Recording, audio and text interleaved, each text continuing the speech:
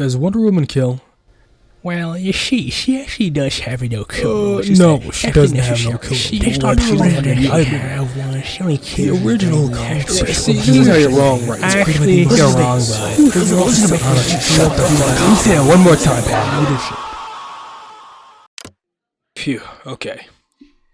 So there I was, scrolling on the godforsaken comics side of Twitter, and I came upon this tweet. A cool collab, Diana Themyscira, born from Olympian clay, and Kratos, the Greek god serial killer.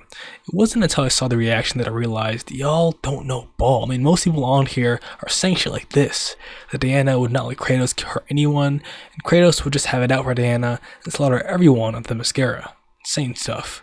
Clearly, a lot of these fans do not understand the character of either one. However it may be, we as a collective understand the path Kratos has paved far more than Diana, probably due to all the DC reboots and weird retcons to her origin. While we know Kratos does not shy away from a good beheading, I got to ask the question, does Wonder Woman kill? Okay, it's a dumb question. Morality, it's far more complex than the act of murder, and a simple Google search will tell you, yeah, she has before. I do want to use this video as an excuse in order to talk about the progression of Diana's views towards violence as a tool and some really cool moments from history. First up is one of the most awarded DC comic collections, The New Frontier. One of my first experiences learning about Diana's character. I do want to preface this by saying this is not canon, unfortunately, and you'll see why I say unfortunately in a second here. So this starts off in the 50s like an alternate universe with all favorite leaguers. We have an article headline reading Superman and Wonder Woman each suffering in Indochina, then a landscape of dead men scattering the ground. Clark flies over, disgusted at the sight, and the environment kind of reminds me of Vietnam, which it was inspired by real life stories from it. Clark then hears cheering and celebration in his cabin, where he sees the culprit, Diana of Themyscira, smiling at him, asking him to ease up, while her sisters in arms look at Clark, shocked and scared, knowing what evil a man can do, let alone a Superman. They raise their guns at Man of Steel instinctually. Diana eases their concerns. Kal-El is a good man. He begins to ask her questions, why she hasn't reported in, what happened to the men nearby. Diana simply says she's winning the hearts and minds of the disenfranchised. She then explains what happened. She was sent here in Cambodia on a secret mission to retrieve an aircraft. Then she came upon a small camp with women in cages being kept like sex cattle. She freed them, disarmed the evil men keeping them captive, then simply taught these women how to defend themselves. They carried out what came next. Clark is horrified. How could Diana just sit back and watch all that bloodshed and do nothing? Diana argues back that they have to fight a war. I mean, their families were killed, children slaughtered. This is how we fight, the American way. Liberation, freedom. Superman simply says he has to report this. It's a violation of the rules. Diana says, sure, rules are rules, but they are here. In war, it's just chaos and bloodshed. If you can't hack it, there's the door, spaceman.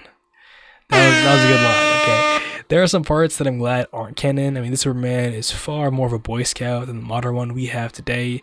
However, I like the message of giving people their autonomy, allowing them to make their own choices and get their retribution. I mean, how long would it take for these men to repeat the evil they've done after Diana leaves? So, I mean, what makes a soldier, a cop, or a Marine doing their job and killing the quote-unquote bad guy different from these poor women killing their abusers and, more importantly, the murderers of their own people? Wonder Woman has to do what she thinks is right. However, sometimes she doesn't exactly agree on what's right with everyone. A great example is in the story leading up to Infinite Crisis, where Maxwell Lord, the guy you might remember from Wonder Woman 2, he leads an organization called Checkmate, which through some insane, super spy shenanigans, gets control of Superman and mind controls him to do some bad stuff. Now, in order to prevent Supes from killing anyone, Diana kills Maxwell Lord. Seems reasonable. Batman and Superman do not agree. However, they both feel betrayed and angry. Their only argument was figure out another way, which is inspirational, but not exactly practical. I mean, Wonder Woman taking a more active approach in terms of these kill or be killed scenarios is more along with the character of being a warrior than Clark and Bruce being sacrificial makes sense as they are symbols. Either way, I think this character trait should come up more and more modern stuff. I mean, comics get bland when there are no permanent changes being made. Last thing I want to bring up is this panel that really solidifies the overarching morality of Wonder Woman. Does she have a no-kill rule? Does she not? This will end it all. We have a saying, my people, don't kill if you can wound. Don't wound if you can subdue. Don't subdue if you can pacify. And don't raise your hand at all until you first extended it. So what we can infer from this is Diana likes diplomacy first, but is prepared to do what is necessary to fight for justice and peace.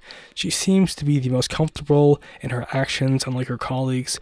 She understands the necessary violence that it takes to protect the people. So that's it, y'all. Let me know what you think about Wonder Woman's kill rule. Personally, I think it's far more interesting for each of the Leaguers to have a different view on morality.